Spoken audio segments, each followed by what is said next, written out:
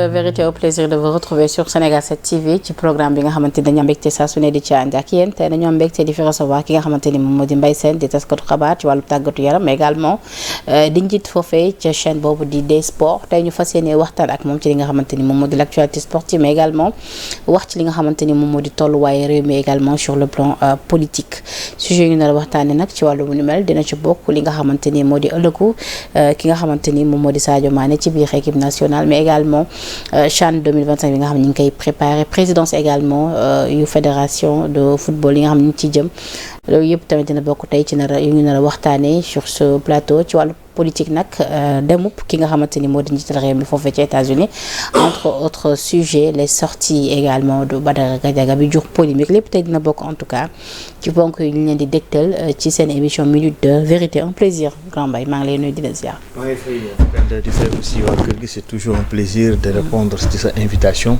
parce que fii comme ni ma koy waxee rek sama kër la parce que ñoo bokkaloon kër laa fi fekk si. dëgg la nuyu aussi borom kër gi ñu bokkandoo métier bi.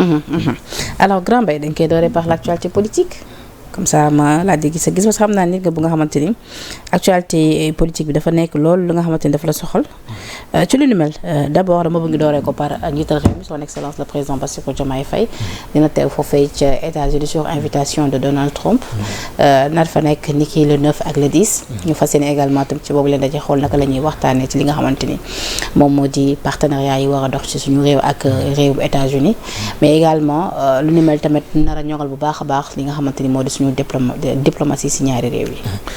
c'est une très bonne chose dee wane que ni xam nañ ni Sénégal am na wàllu am na pàcc bu rëy ci Afrique am na pàcc bu rëy aussi ci monde bi donte nag ute na ak li nga xamante ne bii nii daal nañ ko dégg bi ñu nekkee ci bopp réew mi et man la démarche bi nga xamante ne bii nii nos autorités am nañ ko dafa nekk une démarche positive parce que olof nag dafa ne balaa ngaa laax jaay da ngay laax lekk et gis nañ ni ils ont préféré aller voir les pays yi nga xamante ne ñoom lañ gën a jege en Afrique gis nañu sortie yi nga xamante ne le président de la République son excellence Bassirou Diomaye Faye def na ko. ki nga xamante ne moom mooy son premier ministre monsieur Ousmane Sonko tollanti ko. gis nañ Burkina Faso gis nañu Côte d'Ivoire gis nañu Sierra Leone dem na ci dëkk yooyu yi nga xamante ne ñoom ñoo ñu gën a jege waxtaan ak ñoom. am fa ay acquis soog a nag génn à l'international dem fi nga xamante ni moom mooy Chine gis nañ tukkim bi Chine bu mu demee gis le secteur économique wax ak ñoom ñu leen lii ak lii laa bëgg balaa moo dem jàkkaarloog ñi nga xamante ni ñoom ñoo jiite réewu Chine mooy premier ministre ba ak le président chinois bi mu ñibbisee nag gis nañu benn tweet boo xamante ni bi ni temps yi passé le président de la République defoon na ko bi ñu refuser les visa ñi nga xamante ne le PM Ousmane Sonko bi ñu refusé les sunu basketteurs yi visa gis nañ tuuti bu mu def mooy quelqu'un boo xamante ne bii nii gëm na réewam et gëm na ay akem loolu mooy benn ñaareel bi nag la visite de son excellence le président Bassirou Diomaye Faye est une très très bonne chose et aussi dina nekk benn vitrine pour yeneen pays yi nga xamante ne bii ñoom ñoo nekk ak Sénégal noonu laa bokk Sénégal laa bëgg a wax oui lu ni mel am na solo mais ci beneen côté bi tamit ci wàllu bu ni mel da nga ci jot xibaar ñu ci jotul parce que ñi ngi naan ambassade bu États-Unis du ñëwoon ñëpp la bañoon accordé le visa am na ñoo xamante ne amoon nañ visa waaw am na ñenn ñu amoon am na ñoo xamante ne bii ni amuñu mais xam nga soo nee équipe te vous êtes un nombre je donne un exemple comme ça vous êtes un nombre de 20 ngeen war dem préparer ju pour Coupe d'Afrique Afrobasket ngeen di dem vous êtes un nombre de 20 ñu accordé 14 yi ba ñu accordé 6 yi loolu mënatu leen demati et la décision de l'État du Sénégal a été une très bonne décision mooy de demander aux sportifs de rester ici à Dakar et de se préparer à Dakar vous savez vous allez me dire que le basket ak le football bokkul mais je vais vous donner un exemple parce que man j'aime comparer en 2012 la Zambie dafa préparé wu dëkkam bi mu ñëwee dafa jël Coupe d'Afrique des Nations ci football pour man ni ngay préparé woo baax na mais réalité yi nga xamante ne moom mooy am ci compétition yi dina ute et n'oublions pas que xale yi Afrobasket bi Côte d'Ivoire lay amee et ñoom ñu ngi bëggoon dem préparer ju fële nga xamante ne bi moom mooy États-Unis donte dañ fa doon fekk ji ñeneen waaye comme su fekkente ñoom ñëpp mën nañoo ñëw fii ñu préparer fii moom mooy li gën. kon foofu ànd nga ak le PM li mu leen waxee ñu toog leen fii lépp lu nga xamante ne war na ko ci ñun dinañ ko def. je suis parfaitement ba ñu gis après plus tard benn communiqué bu tukkee ci ministère des sports. je suis parfaitement d'accord. Et d'ailleurs même sax war na nekk une motivation supplémentaire pour xale yi jigéen ñi pour suñu demee ci li nga xam ne mooy Afrobasket bi. mën ko remporter parce que elles sont dans de très bonnes conditions foofu ñu nekk à Mbour. d'accord ginnaaw sorti wu ki nga xamante ni moom moo di le PM l'autre jour bi ñu rendre décision bi nga xamante ni ñaan na ko dans l'affaire Mame Mbaye Niang gis nga également sortie bi nga xamante ni le PM Ousmane Sonko def na ko wan ni àndul ak ci boobu la décision de justice. am na ñu nga xamante ni jàpp nañu ni boobu la sortie waroon na am ñu nga xamante ni boobu la sortie warul ndax te am nañu jàpp rawatina groupe parlementaire u Takku Wallu démb bi ñu am la seen jano taskatu xabaar yi jàpp nañ ne en quelque sorte dafa jeter le discrédit sur la justice rawatina union des magistrats du Sénégal ginnaaw loolu lañu dégg ni nag am na ku nga xamante ni conseil juridique la bu primature bu doon dox ngir ñu daje le PM daje ak ñi nga xamante ni ñoom ñoo les magistrats mais après boobu lay daje entour xam nga man dama jàpp ni pour man gisuma lu fi jar soulever benn animosité wala benn problème entre la primature ak les magistrats quand je dis la primature dama dugal ci biir le premier ministre ak les personnes qui travaillent au niveau de la primature parce que li nga wax léegi nee nga am na ci koo xamante ni bii mu ngi doon dox jéego pour dajale les deux parties mais muy les magistrats ak le premier ministre mais ils doivent être ensemble parce que le premier ministre dépend de l'exécutif mais l'exécutif tey ni nga xamante ni war na ko mën a liggéey mënuñoo réeroo avec la justice c'est pas possible. mais ndax sortie bi ci PM am ak taxawaay bi ci am dina yombalal loolu c'est autre chose le premier ministre dafa génn pour défendre sa personne il faut savoir aussi dissocier les deux Ousmane Sonko la personne et Ousmane Sonko premier ministre du Sénégal. ndax mën nañ ko dissocier. mais nag il faut savoir dissocier parce que tey soo nee Ousmane Sonko dafa amoon benn problème ak nit ñu génn mais moom jetewul du discrédit sur tous les magistrats il n'a pas dit ça tey ne mënoo ne rek ne journaliste bi nekk Sénégal 7 non attends journaliste bi nekk des sports kat jubul mais journaliste yëpp mënuñoo tëbandoo ne Penda Badji dañu lay waxal ñu ne journaliste yëpp jubuñu non il n'a pas dit ça il faut savoir aussi faire la part des choses pour man foofu la ñu toll et que waruñoo mën a soulever un problème entre les magistrats et le premier ministre. Mais d'ailleurs Abdou Mbow l'a rappelé hier c'est-à-dire nee na dans l'histoire politique du Sénégal c'est la toute première fois ñu gis ab premier ministre bu nga xamante ni dafay attaquer la justice. parce que ñoom nee nañu ñoom ki seen nguur amoon na ay décisions de justice yi nga xamante ni c'est-à-dire yu favorable woon à Ousmane Sonko. mais ils se sont toujours montrés comme des républicains. attaquer la justice mooy lan moi je ne peux pas être d'accord avec le député Abdou Mbow non mënuma d'accord mu attaquer la justice c'est trop dire xam nga il ne faudrait pas aussi indi yeneen combat di ko boole ak yoo xamante ne bii ni bokkul non loolu mënut a nekk Penda c'est un mot très fort de dire que ni le premier ministre du Sénégal mu ngi attaquer la justice non loolu mënut a nekk tey su attaqué woon la justice wala su wóoluloon cette justice là mais tey defaat appel su wóoluloon cette justice là du fi nekk et tey y a des décisions yoo xamante ni bii xaw ma ndax yaa ngi koy gis mais épargné wul kenn. mais ndax mun nañ ko tuddee wóolu dëgg-dëgg bu ñu déggee le PM mu ne ñi fi nekkoon ñoo fi nekk ba tey c'est ça le problème. ñi fi nekkoon ñoo fi nekk wala c'est le système qui continue mais munoo raxas ñëpp de léeg-léeg munoo raxas ñëpp de tey même soo nekkee ci benn société mënoo na ñi fi nekkoon ñëpp ay dem am na si ñoo xamante ne bii nii am nañ benn acquis yàgg nañ fa te xam nañ comment ça se passe suñu tënkee loolu yëpp Penda li ma ci mën a wax mooy.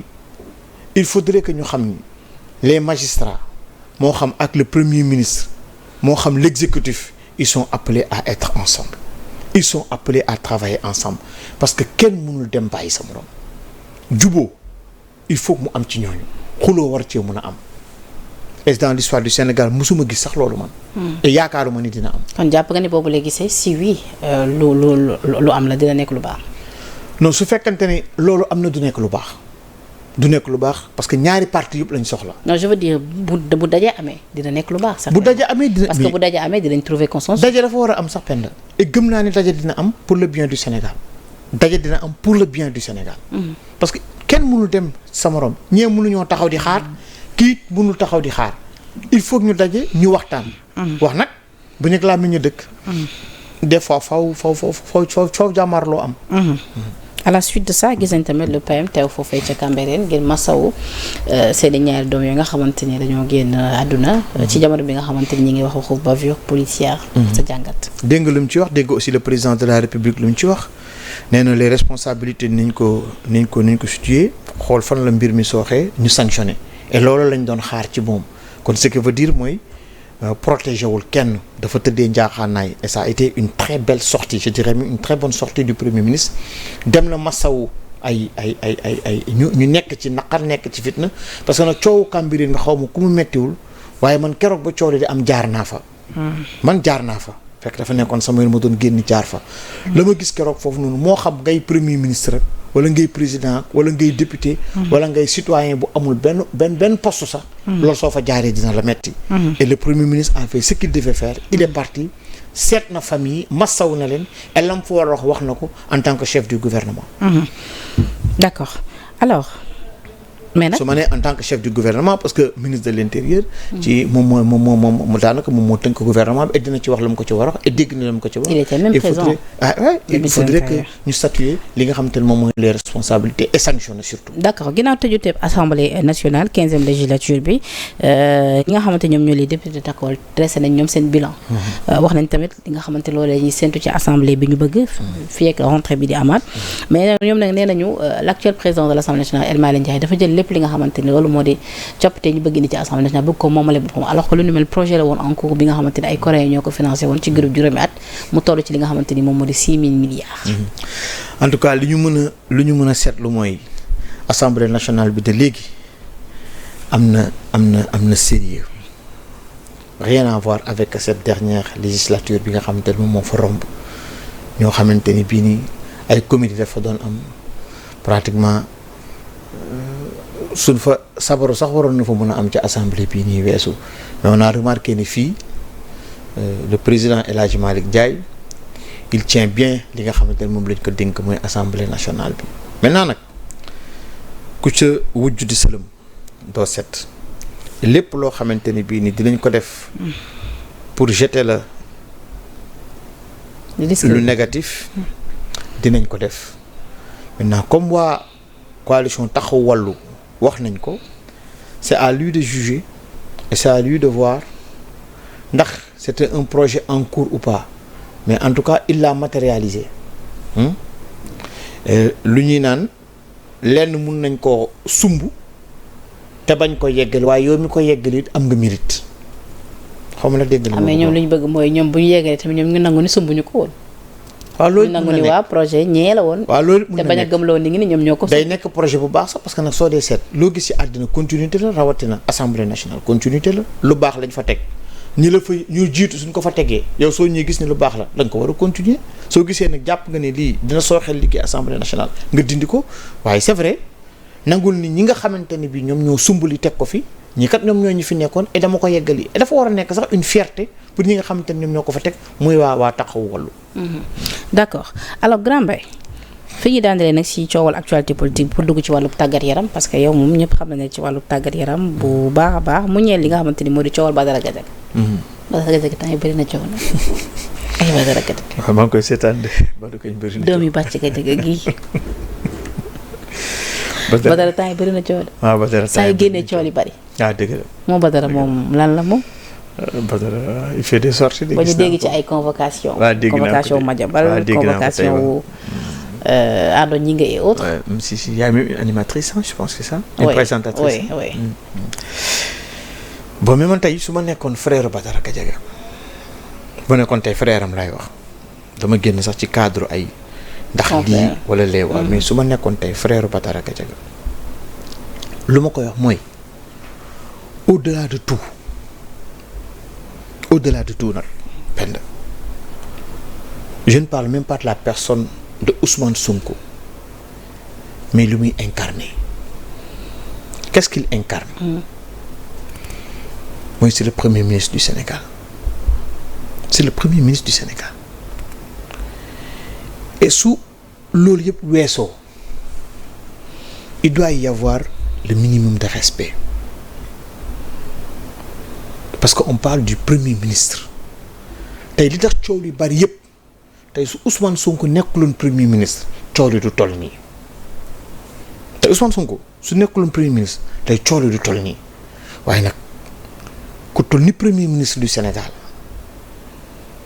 mais sooy toog di wax ay dafa def diw ak ay dafa def nangam ak dafa def nangam wax ji dafa wodduwul wax ji dafa jekkul dëgg nag moo neex yàlla je n'ai aucun xaw ma sax Badara Gadiaga à part ci télé bi wax dëgg fa yàlla xaw ma ko sax mais nag wax ji nag soo ko dee seet dafa wodduwul te li nga xamante ne bi yaa ngi koy wax nit taf ko ci sa mbokk nga xool ndax loolu wala ñu koy wax sa mbokk ndax dina la neex am na yéen yoo xamante ne dafa rafetul te waroo déglu ay nit yu lay pompe naan la fa nga ne foofu la yegg ci ba nga dem ba wax lu ëpp ba dootoo ci mën a delluwaat gannaaw wala nga dem ba ñëg da koo jarul le premier ministre institution la et dañ ko war a jox cër man fu loolu mooy ci sama position. léegi ndax ku mel ni tamit honorable député Amadou Ba wax na moom it toog ci plateau télé di fàttali Badara Gadiaga ay falsification de diplôme am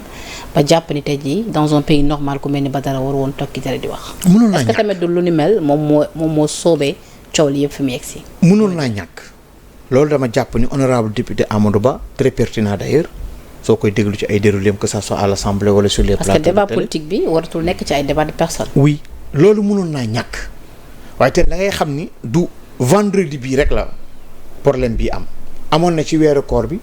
amoon na aussi avant xam nga tey il faut ñu fàttaliku démb pour mun a ñëw ci tey. oui et dama jàpp ni honorable député Amadou Ba aussi mënoon naa ñàkk numéro 2 parce que noonu ñoom noonu lañ koy dàkkantelee assemblée.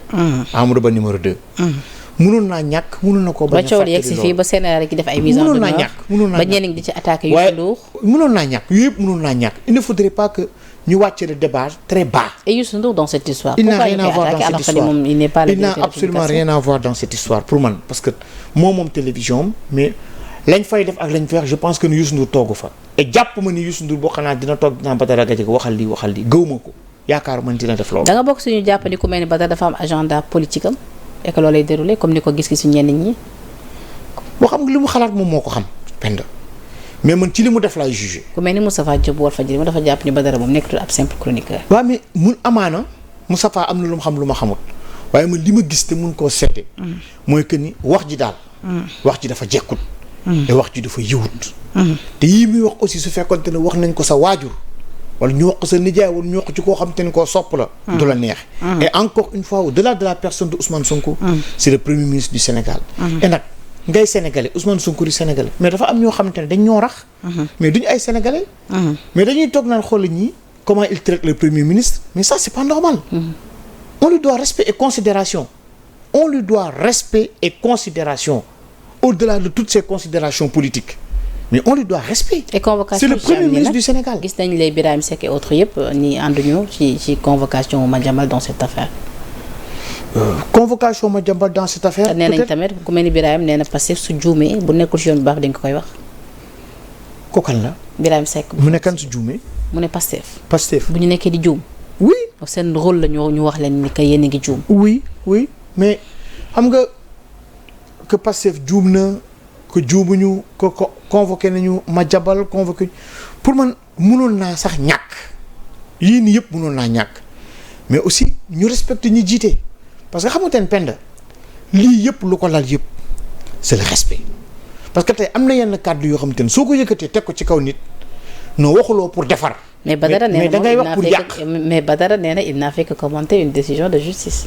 waaw mais ak la manière bi nga koy commenter yow li Badara wax ñeme nga ko wax yow Badara wax di nga ko wax. est-ce que lu Badara toog di wax ni mu koy waxee ay sa leader moo yow ñeme nga ko wax. dama ko def. alors. non seulement parce que duma chroniqueuse.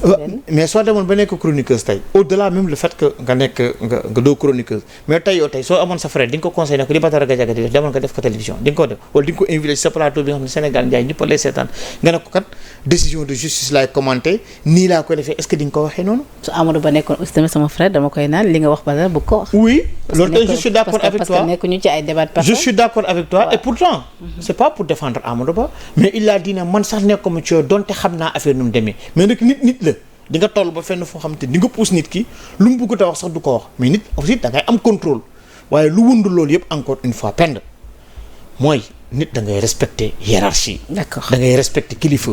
Ousmane Sonko. C'est le premier ministre du Sénégal. D'accord. On lui doit respect encore une fois et considération. D'accord. Mais pas yenn propos yoo xamante ne da nga koy génne ci kaw nit ki mais du matin au soir propos yoo xamante ne bi ku ko dégg sa loxo dem ci gémmiñ te du ànd ak tibb. Alors, mais il faut arrêter. à rappeler que vous suivez toujours votre émission de la semaine avec comme invité Mbaye Sène di taskatu xabaar xam-xamu màcc la également ci wàllu tàggat yaram. Alors grand Mbaye dama bëgg d'abord ci wàllu xibaar yi tàggat yaram yi ñu dooree ko ak génn àdduna Diogo Jota moom nag a rappelé que ni nekkoon na Liverpool FC jot fa liggéeyal ak ki nga xamante ni moo di Sadio Mané depuis lors nag 3 jours ci tey dégg ñu guñu woon sax Sadio Mané def ci poste mais tey Sadio Mané def na ci poste ci li nga xamante ni moo di ay page am nee na ta disparition nous laissera en vide parce que tu es parti à la fleur de l'âge. Cela nous fait de la peine et la consternation. Reste le sentiment le mieux partagé pour nous qui t'avons côtoyé au quotidien pendant des années à Liverpool FC. À jamais dans nos cœurs. Lii la Sadio Mané tweeté. Un poste correct et il l'a fait au bon moment. mu joué ak moom xam le joueur xam la personne et ko xam Sadio xam ni il n'est pas dans des histoires yoo xamante ne bii nii lu mu gëmul du ko def lu mu gëmul du ko wax. Diogo Jota un bon joueur Liverpool a perdu di wax nag accident tragique bi la am di ko massaw di massaw aussi famille am. Parlons de Sadio Mané a rappelé qu'il était absent pour les matchs amicaux face à l'Irlande niki le 6 juin et l'Angleterre également niki le 10 juin après ci ginnaaw loolu ñu gis Sadio Mané ca Makka muy amal li nga xamante ni moom moo di umra waaw muy aj plutôt muy aj y a différence hein? Oui, il y a différence c'est vrai qu'il y a différence mais ci jamono boobu ñu bëri ñu ngi doon laajte est-ce que jamono ji Sadio dafa nekk ci problème ak équipe technique ak staff technique bu équipe nationale bi wala ndax dafa am jafe-jafe ak l'entraîneur wala lan la après plus tard lañu gis photo yi mais malgré tout ça ndax on peut dire que ni Sadio ba tey la gën a nekk ci biir équipe nationale wala boog mi nga approché la sortie.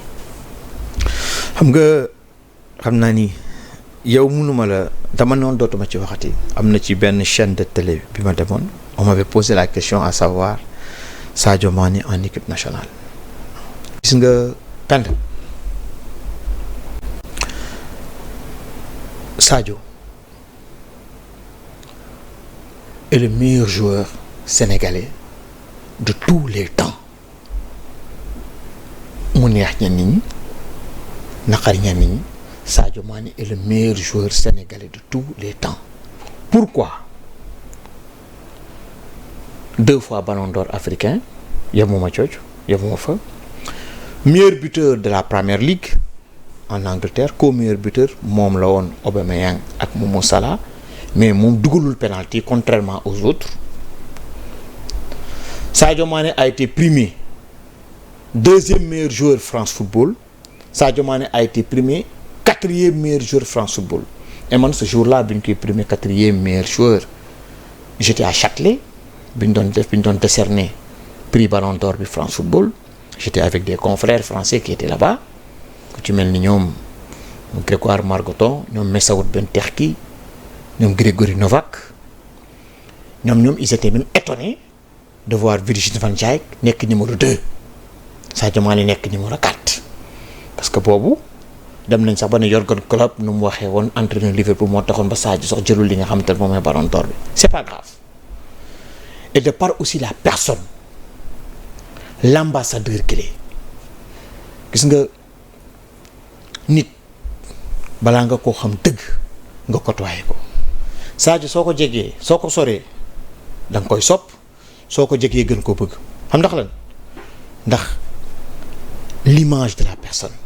le comportement de la personne et il est tellement sérieux et honnête que dama jàpp ni su demul ba mun a apporter quelque chose équipe nationale Sénégal Sadio Mané dootu ñëw ci équipe nationale Sénégal on a tout dit nag.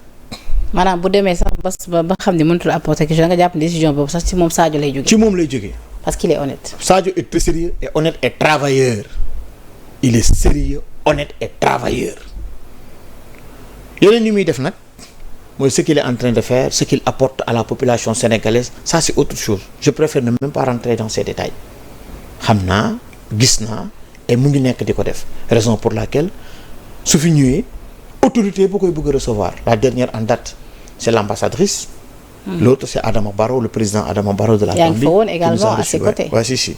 et lam ñu wax. temps yaay agent Sadio Mané wala. non duma agent bokk ci staff bi rek mais duma agent gis la de Grand Mbaye. waaw parce que y a aussi Bakary Cissé qui est son agent qui a fait un travail remarquable ba tey Sadio Mané yegg si fii mu yegg un excellent travail de Bakary Cissé moom tey lu nekk dégg na ko oui Sadio n'est pas bien entouré Sadio a tel si tu n'es pas bien entouré di nga nekk 4e joueur mondial France Football di nga nekk 2e joueur mondial dinañ la jël Al Nassr jël la ñemewuma salaire Sadio Mané sax ñemewuma wax salaire Sadio Mané yow si tu n'es pas bien entouré bien conseillé di nga ko def non ñemewuma ko non du ma ko wax may ma loolu non c'est pas grave du ma ko yow tey di nga jënd club en France Bourges di nga def ay investissement Bambali ces firmes là ku ci nekk dina la topp bëgg nga publicité et jusqu'à présent ak yeneen yoo xam ne je préfère ne pas le dire quand même il faut respecter la carrière. mais soo ne Sadio Mané reste le meilleur joueur ci histoire du football au Sénégal. il l'a démontré.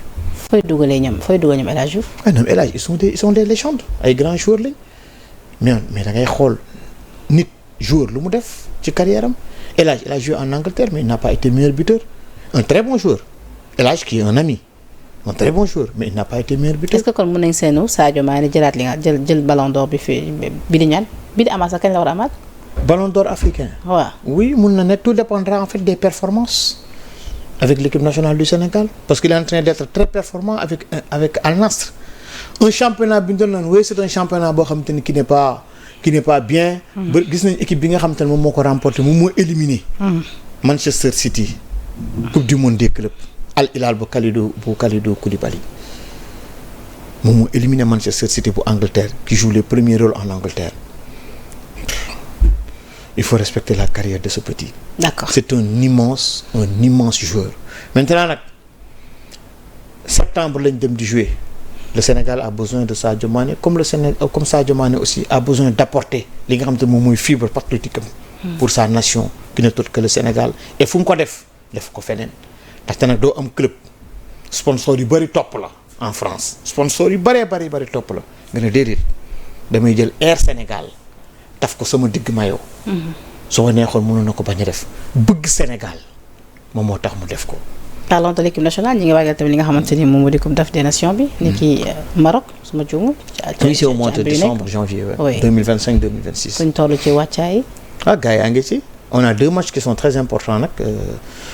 qualification coupe du monde bi benn bi contre Soudan la beneen bi contre République démocratique du Congo mu nekk une finale parce que Congo moo jiitu Sénégal jël 2e Soudan jël 3e tey soo gagné sa ñaari match yooyu c'est sûr que di nga dem fële ca coupe du monde ba 2026 États-Unis Mexique ak Canada di ko organiser. alors ci joueur équipe nationale la ñuy desandi ba tey Idrissa Gana Gueye qui prolonge à Everton son contrat jusqu'en 2026. moom it lu ñu ko waxul nag moom il est élu meilleur joueur de la saison. moom lu ñu ko waxul moom tamit. moom itam wax nañ ko lu nekk. ñi naan jeexal na amul luñ ko waxul moom itam mais tu as vu son niveau et d'ailleurs concernant Sadio sax ñu ngi wax xam nga ñu ngi wax ay Al Nassr mais y a même d'autres clubs européens yoo xamante ne bii taxaw nañ pour récupérer ko nii. mais mënuñ ko fay. comme qui. mënuñ ko fay. comme kan. waaw y a des clubs européens rek xam nga. am na dama lay jox ay exclusivité waaw moo tax ma lay wax ni y a d'autres clubs européens yoo xamante ne bii nii song nañ ko pour bu ko récupérer des clubs yu nekk en Europe et des grands championnats Italie Turquie en France et de grands clubs nag des clubs de renom song nañ ko pour bëgg récupérer Sadio Mané mais mënuñ ko fay.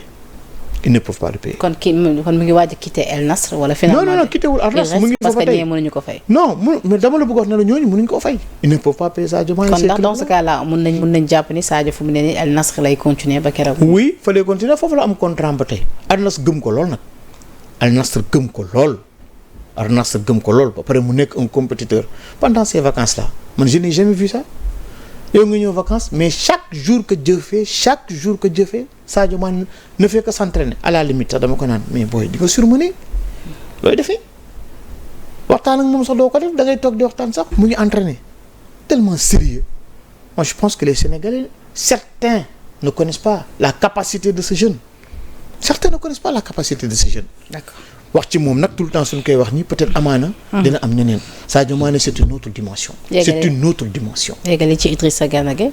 Idrissa Gana oui c'est le courage l'abnégation et aussi le sérieux. moom itam gis nañ ko aussi li nga xamante ne mu ngi nekk di ko def. Everton ren gis nañ championnat bu ne Idrissa a été très bon. c'est la continuité c'est la suite logique. moo tax sérieux rek a am solo. léegi tant que yaa ngi sérieux rek tu es performant. léegi coow li fi am temps yëpp Grand Mbaye ci lu ñeel ci njiital fédération sénégalaise de football. Augustin Senghor. jiite ko ci giirub ñeenti at xaw ma juróomi at. am ñu jàpp ni Augustin doon dafa war a dem. 4 mandats nga boo xoolee 5 mandats.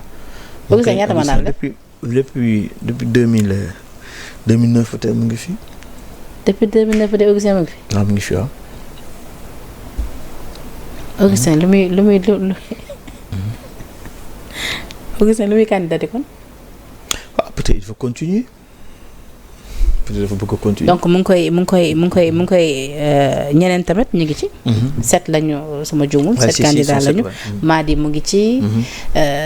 Madi nag jamono ji am na ñu nga xamante ni moom lañ def favori. gis nañ tamit démb wax ne def na sortie décliné li nga xamante ni moom moo di ay ambition mais ci lu ñu mel moom Augustin dafa am benn poste bu mu def grand. ma bëggoon nga expliquer ñu poste bi lan la wax. Augustin nee na. Jeter le bébé avec l'eau du bain, c'est déjà terrible, mais le pire c'est préférer jeter le bébé et garder l'eau du bain. Quelle atrocité. lii daal la Augustin bi samedi 28 juin 2025 ci li nga xamante ni moom moo di compte Twitter. lan la Augustin bëgg wax. am nañu nag ñu naan dafa am ay problème interne entre moom ak Cheikh Seck xaw ma. li nga jàpp ci Cheikh Seck. non man dama dégg di la yow mi nekk seen bii kay. leeral Sénégalais yi c'est que non xam nga su waxee loolu c'est sûr que nii y a des problèmes lu ne faa nga kenn du ko jeex y a des problèmes avec qui kan la adressé tweet bi parce qu'ils sont nombreux ñi nga xamante ne bii àndoon nañu ak moom et àndatuñ ak moom loolu am na maintenant nag kan lay waxal ban personne lay waxal loolu xam naa ne Augustin Senghor moom moo habilité pour wax kan lay yow ko jàpp ni ko lay waxal. moo tax ma ne moom moo habilité peut-être pour wax ku muy waxal mais lu constat moom lu ne fàng moom mooy que ñi nga xamante ne doon na ànd ak ñoom di liggéey ba yegg si fii mu yegg ci mandat yi ñooñu lay waxal kan la ciy waxal ci ñoom nag xaw ma kan la. mais il faut savoir quelque chose. quoi xam nga je vais juste faire benn sommaire ci élection yi xam nga le président Augustin dafa ne woon.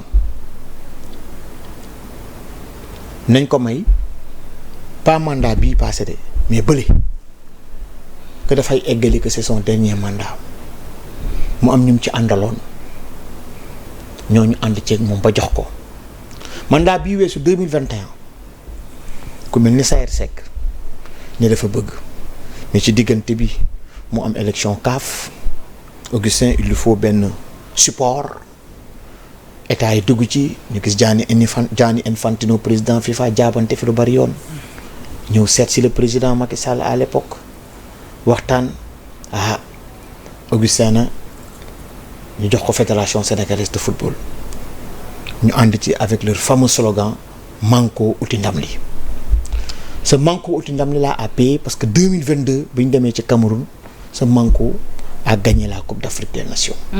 ce Manko.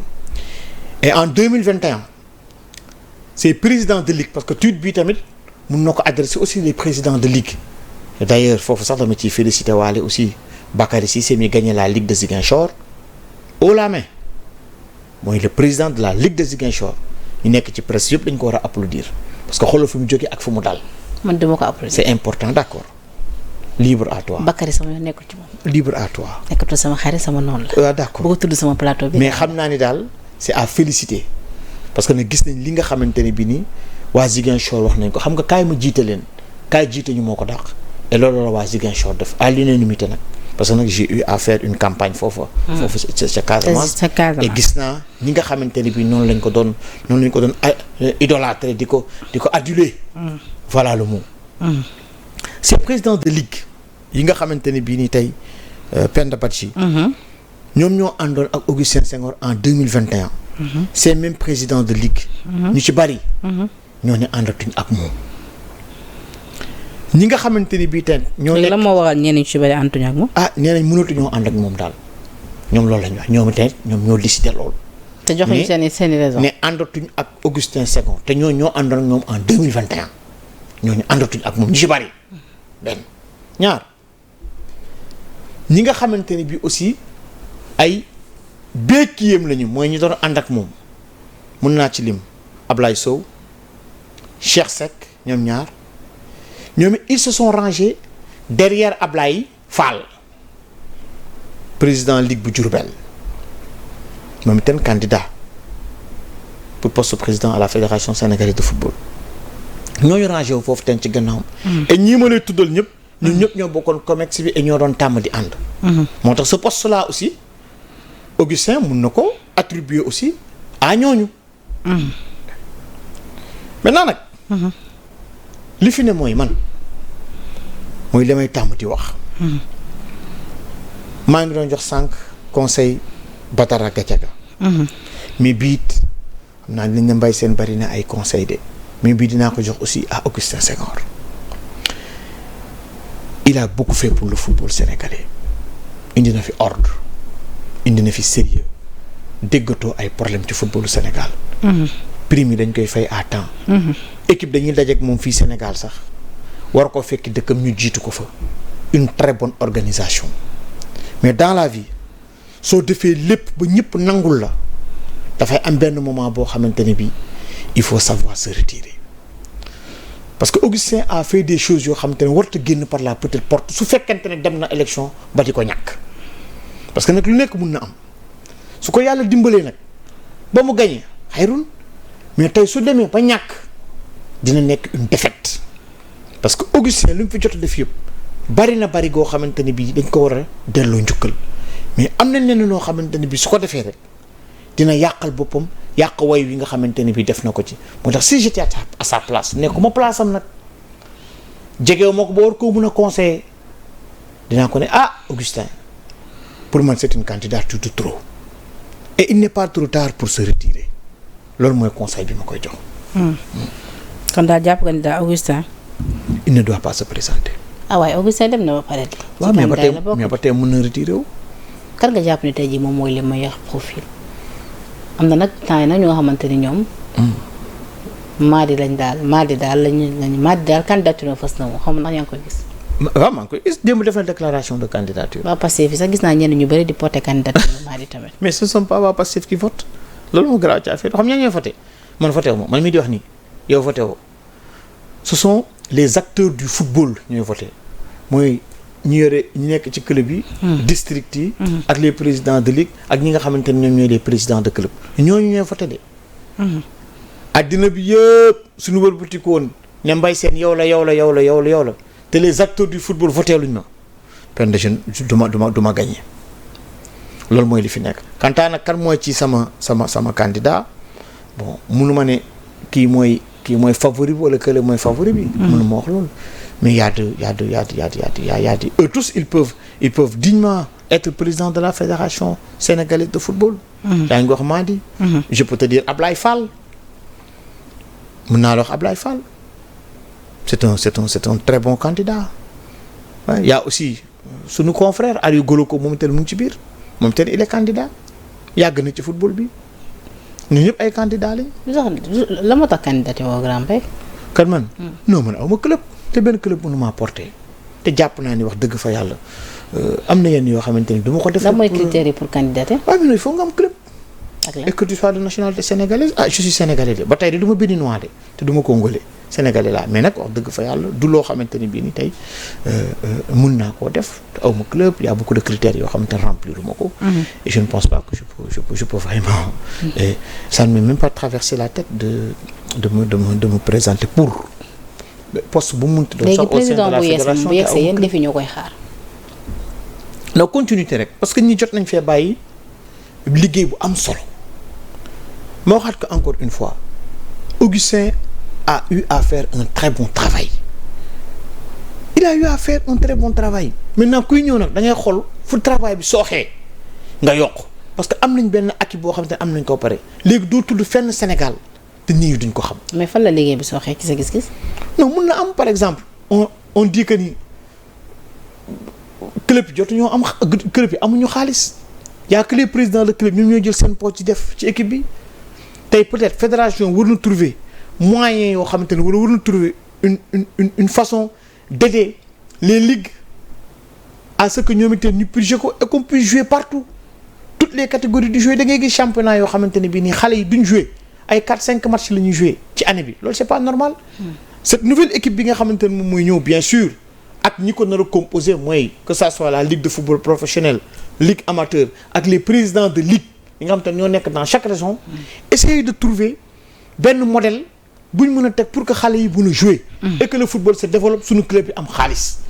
loolu moom mooy li fi nekk un modèle boo xam ne dafay permettre à nos clubs d'avoir de l'argent d'être indépendants financièrement. Ligue Pro tamit l'ancien ministre Abdoulaye Seydou Sow moom tamit candidat la également ci lu ñeel tamit présidence fédération de football Ligue de Dakar ñoom c'est également candidats yi sont au nombre de 4. waaw ñoom candidats yi 4 lañu foofu y a Saliou Fall mooy pour Ligue de Dakar y a Jo Samba y a Niambay et y a aussi Ablaye Cissé.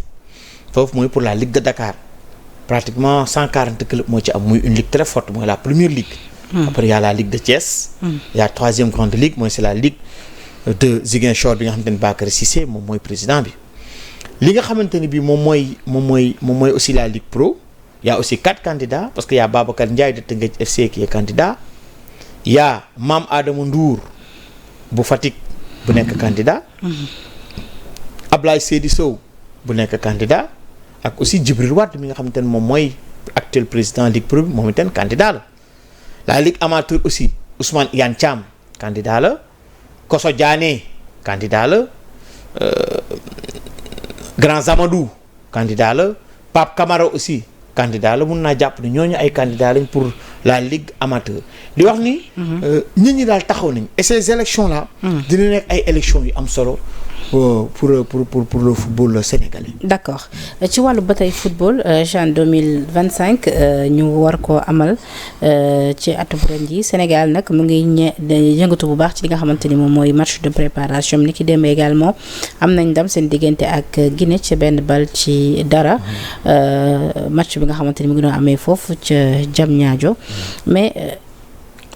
lu nu mel nag dama bëggoon ñu taxaw ci tuuti déjà ci performance yi xale yi démb.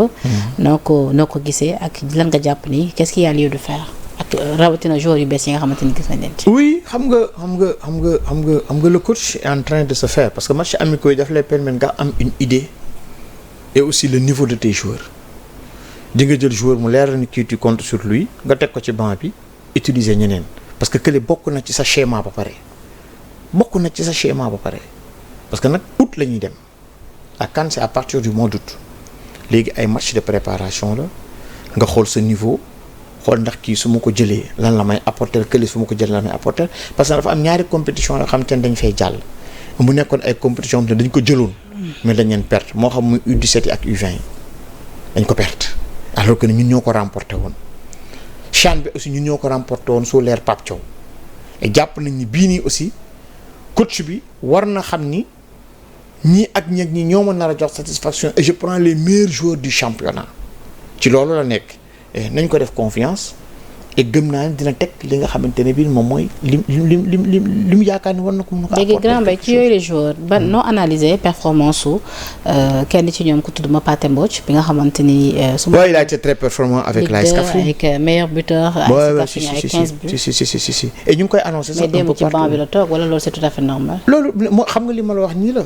xam nga Mapaté c'est une gâchette c'est un très bon joueur il l'a démontré avec l'AS Kaffrine avec ses buts un joueur très technique qui a du ballon et je pense que ni il peut apporter beaucoup à l'équipe nationale du Sénégal pour man le coach l'a amené mën na am c'est son acquis jàpp na ko pare xam ne ni kii kat lii ak lii la may apporter xaaral ma essayer ñeneen xool naka laa leen di boole ci équipe nationale bi mais Mapaté man je n'ai pas de souci ci boy boobu. kon recruter ab joueur teg ko ci banc de touche bi ne signifie pas que ni le coach n'a pas confiance en lui peut-être souvent c'est pour peut-être sax gën ko préserver. non pas du tout parce que amaana mën na xam ni kii soxlawul ma koy tester parce que am naa li ma bëgg ci moom ba pare damay xool ñeneen ñi su ma leen boolee ak ñoom lan lay joxe ah oui Mapati c'est un bon joueur. foo koy séntu moom il l'a démontré ci équipe bi Macky rek il n'a qu'à continuer à travailler bu mu naagu et xam ni lu ko mën a may ëllëg ki si biir une carrière professionnelle aboutie et réussie mooy le travail et le sérieux le travail et le sérieux moo ko mën a may une bonne carrière comme encore une fois li may jële exemple comme Sadio Mané c'est le sérieux le travail l'abnégation la détermination d'accord et l'humilité surtout ça l'humilité c'est important bañ a yegg succès. CAN féminine 2024 également les Lions écrasent la RD Congo pour leur entrée en lice ni ki dimanche bi bëggoon naa ngi taxaw ci waaye waxtu li bëritul mais dama bëgg ñu wax rapidement si ñaari point ci lamb ji. bi ki jiitu mooy lamb ji war a dox ci diggante Eumeu Sène ak ki nga xamante ni moo di Franc.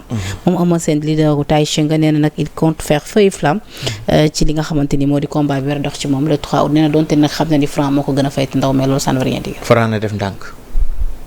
bu mu jàpp ni dafa gën a féetee xale Eumeu Sène ba yaakaar ni mun na koo ñëw rek jàpp ko daan ko déedéet Eumeu Sène dafa tolloog Franc te mag mu am doole la te dafa mën a bëre ku yebu laajal Sa Thiès ku yebu laajal Sa Thiès Sa Thiès ak Franc neexoon nañ de te gis nga Eumeu Sène nu mu ko def Eumeu Sène dafa mën a bëre ku weddu laajal Balla Gaye 2 Franc nag mu ngi ci yoon wu baax gis nañ ni moom itam mu ngi entraîné mais bu mu am excès de confiance su amee excès de confiance ak Eumeu Sène defal ko bagage Modou Lo mun naa mën Eumeu Sène Modou Lo parce que nag ku la daan ñaari yoon moo la mën. donte Eumeu Sène nee na moo dàq bëri Sénégal mun nañ ko koo nangul. parce que nag wane na ko ci ay bëri. mais Franc na def très très très très attention bu mu demee ak excès de confiance. su demee excès de confiance ak Eumeu Sène defal ko bagage parce que Eumeu mag mu bàyyiwul boppam la. te dafa tolloo ak ñoom. gis nga ko xam nga dafa digg doomu. yam ak ñoom et mun na demante ñoom ba pare am expérience. miin géew. risque bi xam nga ci kan la nekk. ci kan ci Franc la combat ci moom la nekk. risque combat bi yëpp ci Franc la nekk. Eumeu n'a absolument rien à perdre ou rien à gagner ci combat bi. kon on peut s'attendre à ce que benn Eumeu bu taxaw xaar ko. su ko neexee c'est à Franc de prouver Franc moom moo war a prouver moom moo ko laaj et seen diggante jotoon na fay am problème ba pare. waaye souvent xale yi war a prouver te duñu prouver. waaw ma ne seen diggante. loolu bu doxee par exemple ci diggante Siteu ak Modou Lo gis nga Siteu dafa taxaw xaar. waaw xam nga xale yi ñoom ñaar bokkuñu Siteu ak Franc bokkuñu façon de lutter ñoom ñaar bokkuñu Franc mbër muy song la. et dafa bëgg a jàpp pour bëre. xam nga soo seetee combat Franc bi ak Eumeu Sène lu ko waral. c'est-à-dire Ama Baldé moom moo daan Gris Bordeaux toog ci plateau nee nañ ma jox Franc boobu Franc mu ngi wër Eumeu Sène. naan ko doo champion d'Afrique ak doo def naa nga sax Eumeu Sène na sa communication tax na ba duma bëri ak yow. bu ko Eumeu Sène bu ko Ama Baldé jëlee nag Franc daan Ama Baldé ci la Eumeu ne kii nag dinaa ko jël loolu moo waral seen combat ñoom ñaar parce que nag Franc daf ko mayut fu mu yàkkee nàkkam daf ko tongal topp ko song ko ne ko dañuy bëree. waaye encore une fois na Franc def attention danger bi yëpp ci côté am la nekk. danger bi yëpp ci côté am la nekk. beneen coow tamit moo dox ci diggante Siteu ak ki nga xamante ni moom moo di Balla Gaye 2. Siteu nag diggante bi jamono mi bëri ak Modou Lo dafa waroon soumettre ci li nga xamante ni moom moo di test antidopage. mu bañoon amal boobu les tests lu ni mel nag tax na ba comité national de gestion de lutte bu CNG dañoo saisir li nga xamante ni moom moo di le tribunal arbitraire du sport muy TAS. afin de contester la suspension du lutteur Siteu ngir bu ko defee mu mën a bëri ak ki nga xamante ni moom moo di Balla Gaye a rappelé que ni boobu la tas ñi ngi basé wu foofee ci Lausanne ca Suisse. manager bi tamit di Max Margal ñu suspendre ko également pour complicité. waaw j'ai écouté le docteur Mohamed Diop que je salue au passage am na lu mu ci wax c'est une situation très complexe et très compliquée les lutteurs ils doivent savoir que ni la lutte c'est un sport comme le football comme le basket comme le tennis etc. Nul n'est au-dessus de la loi. Il faut savoir aussi respecter les institutions ak li nga xamante ne moom la ñu teg lépp dafa tënkuwaat encore ci respect. mais la faute ak seen manager ñoo dul expliquer clause yi ba mu leer ci ñoom wala lan la. mais non suñ la ko expliqué wul sax tamit yow war nga xam ne suñ la nee dañ la war a defal nangam mais da ngay taxaw ñu defal la. mais dégg nga tamit ñeen doon kaas mënuloo ngem ba pare def ci sa truc mystique ba pare après ñu lay naan dem nga sawi ji dem nga lii loolu laa wax il faut qu'on soit professionnel. les footballeurs dañuy pare match ñu ne la yow doo dem en Europe la alors ñëwul dañuy xool ndax da nga dopé wu. Modou Lo lui quand même avait accepté de se soumettre au test. Ouais, mais il faut qu'on soit beaucoup plus professionnel Penda il faut qu'on soit professionnel tey su fekkoonte ne MMA lay def dina dem defi loolu ñu ko wax quand j'ai entendu que ni woy mbooloo mi lañ ma topp af non pour moi il faut qu'on soit professionnel. Espérons nag te dina ma jaaxal que ni tey CNG bi lii nga xamante ne recours bi nga xamante ne dugal nañ ko pour casser cette décision yàlla na antu parce que CNG li ñu bëgg mooy làmb ji am kur parce que loolu laa ciy xool y a un promoteur qui a mis énormément d'argent ci combat bi et loolu rek war na tax ba mun nañoo ñaanal waa CNG ñu réussir ci affaire bi mooy ci li nga xamante ne dugal nañ ko mais excusez-moi excusez-moi mais li ci nekk mooy. c'est sama grand ni nga t-shirt sa dafa am caaj. ah bon jërëjëf Penda. dama jaaxle. mais il faut savoir que ni nag il faut respecter li nga xamante ni moom la ñu teg ci wàllum sport et que xale yi xam ni ils doivent être professionnels et la lutte surtout est un sport comme tous les autres sports. Ouais. Surtout ça c'est important alors grand Mbaye di la bàyyi nga tàggatoo le mot de la fin. waaw jërëjëf lay am saa su ne di gën ak yow du ma bëgg sax temps bi jeex. ñoo ko bokk. oui ñoo ko bokk parce que macha allah fépp nga mu ne ci politique. ñu ne gongo ci sport ñu ne gën naa neexati. jërëjëf Penda. surtout aussi tu m'as juste passer benn message à l'endroit des habitants de la commune de Mermoz Sacré-Cœur. oui leen wax ni maa ngi leen di jaajëfal ñoom tamit di nuyu bu baax a baax les cellules ak les organisations yi nga xamante ni bii nii dañoo jóg pour porter ma candidature. ci élection locale yi nga xamante ne moom la ñuy amal en 2027. ah da ngay sampuwaat. oui. pour nekk maire. la commune de Mermoz Sacré-Cœur. c'est bien ça grand Mbaye. waaw di jaajëfal encore une fois nag ma jaral ma ñëw ba foofu. jërëjëf. topp ci caravane. jërëjëf di leen jaajëfal di leen nuyu bu baax a baax. aussi di wax ni. gis naa yëg bi. balaa boobu di nga fi ñëwaat ñu gën a yaatal. incha allah say ambition. incha allah perspective oui. incha allah parce que li tax Penda dama koy def sax mooy dama gis cofeel bi ak yëg-yëg bi nga xamante ni bii nii. les habitants de la commune am nañ ko sûrement modeste personne. ñu ngi jàpp ñu ngi def porte à porte. ñu ngi seeti nit ñi ñu ngi waxtaan ak ñoom. épouser nañ sama projet. di leen jaajëfal di nuyu ñëpp nag. moo xam tous les responsables dans chaque secteur. gis naa liggéey bi nga xamante ne bii ni ñu ngi koy def. à tous les niveaux. et li ñu gëm mooy war nañoo mën a apporter quelque chose. néew ma li fa nekk nag baaxul. li fa ne baax na. waaye mun nañ koo gën a baaxal. tout à fait. et ci loolu la ñu nekk ci siège boobu lañ ne. c'est pas quelque chose boo xamante ni bii nii. combat lañ ko def ou bataille déedéet mais dañoo jàpp ni war nañoo mën a apporter quelque chose. et loolu la population bi xam ñu ci bari ànd ceeg man wóolu ma jiital ma.